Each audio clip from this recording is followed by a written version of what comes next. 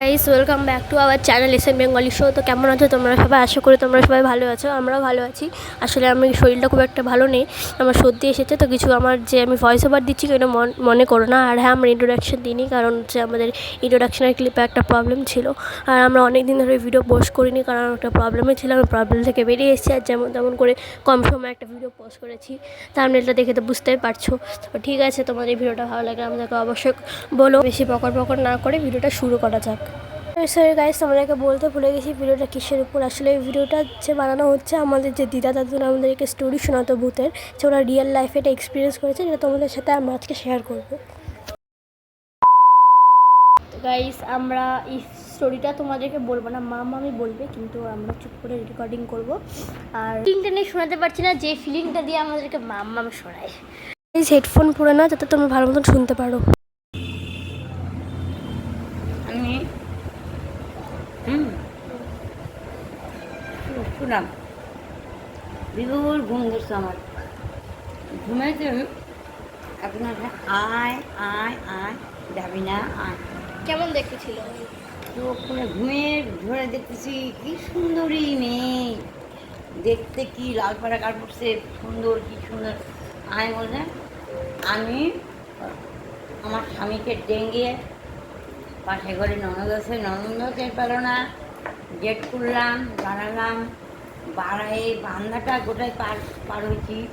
হয়ে আমি 3 সিঁড়ি পা দিয়ে 4 সিঁড়িতে যখন পা দিব, তখন আমার ঘুমে ঝাঁকিয়ে ভাঙছে, ঘুমাইতেই বার হয়েছি।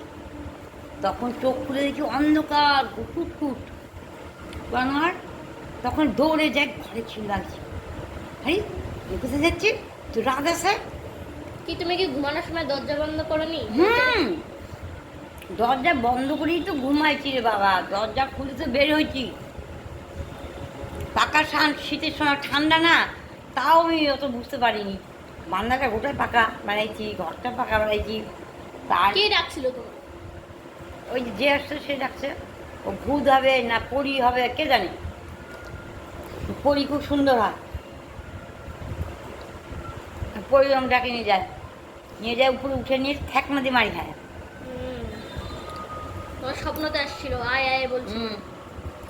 ডাকতেছিল, গেলাম উঠলাম, উঠে দরজা খুললাম, খুলে গোটা বান্নাটা পার হয়েছি। শীতের দিন ঠান্ডা বরফ থাকে, তাও 3 সিঁড়ি পা দিয়ে পরের সিঁড়িতে যখন পা দিচ্ছি ঘামে গেছে, ঠান্ডা বরফ। আরে চোখ খুলে দেখি কি মা, কি অন্ধকার, রাত আছে তো।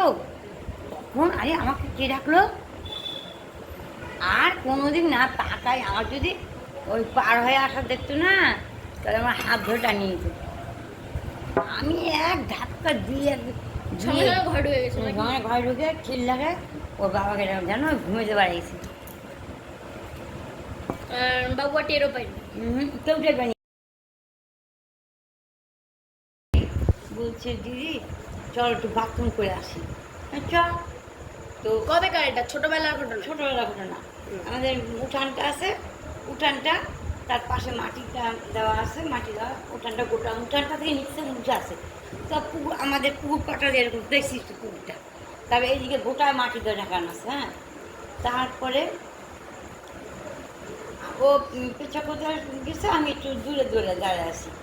ওই পেঁচা কোথায় সঞ্জিত, সঞ্জিত দেখ তাওতলা না, যে জন্য তাল কুড়াচ্ছে, ছুটছে আর আনতেছে। যাবি সঙ্গীতে দিদি যা, তুই পেচাপ কর, যাবো না, এত রাতে যাবো না, রাত আছে। যাবো না। তখন আমি পেচাপ করতে বসছি, যাবো না বলছে ও। আমি যাবে না তখন আমি কিছু বলিনি, যাবো তো। গেলে দুইটাকে পাঙার পেটে ঠাইছে দিত, তারপর যায়নি। যাবো না বলছে, কারণ আমি বাথরুম করতে বসছি। ও আসে বাংলার দ্বারে, এই সাইড দ্বারা আছে, আমি বাথরুম করছি। তখন ওই তাল গাছ থেকে তুই দেখলে কবি কি ওখানে ফির হয়ে দুই ভাই বোনে দেখছি একদম ধূপ মাসে করে না, ধূপ দিতে হয়, ধূপ দিলে এরিয়া ঢুকতে পারবে না, এটা নিয়ম। ধূপ বাড়িতে দিতেই হয়, ধূপের গন্ধ মানে বিপদ আরো দূর হয়। একদম তাল গাছ থেকে সাঁই করে আসে আগুনে, এরকম লাল টুকটুকা হাড়ির মতো আগুন সাঁই সাঁই সাঁই সাঁই করে আসছে।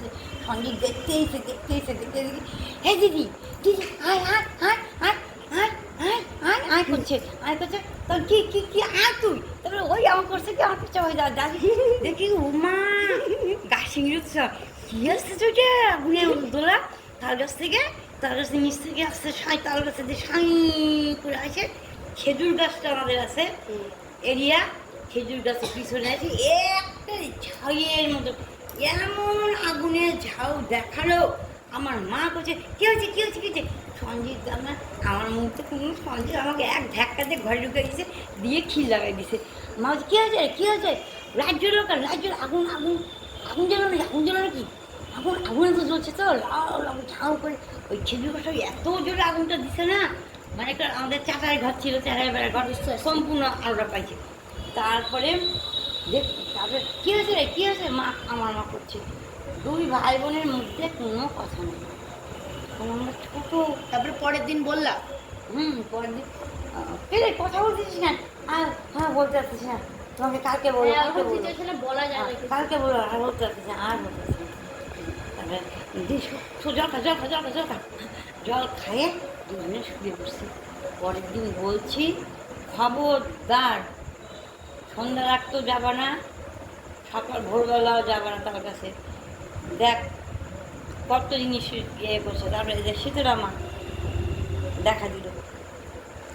তুই তোমার কি স্বপ্ন দেখছো শীতলা মা না এই যে তাল গাছে এটা স্বপ্ন কি স্পষ্ট দেখলাম রে বোকা, কি বলে সকাল ওটা ছোটবেলা দুই ভাই বোনের বেচ্চা করতে ওই বলে বেঁচে যাবি। তোমার কি আগে বাথরুম ছিল না নাকি? হ্যাঁ আগে বাথরুম ছিল না তোমাদের? বাথরুম পিছন দিকে ছিল তো যাই ওই মুখে সামনে করলে ভালো, সামনে রাস্তাঘাটে কেউ দেখবে না। এখন খুলিস না সব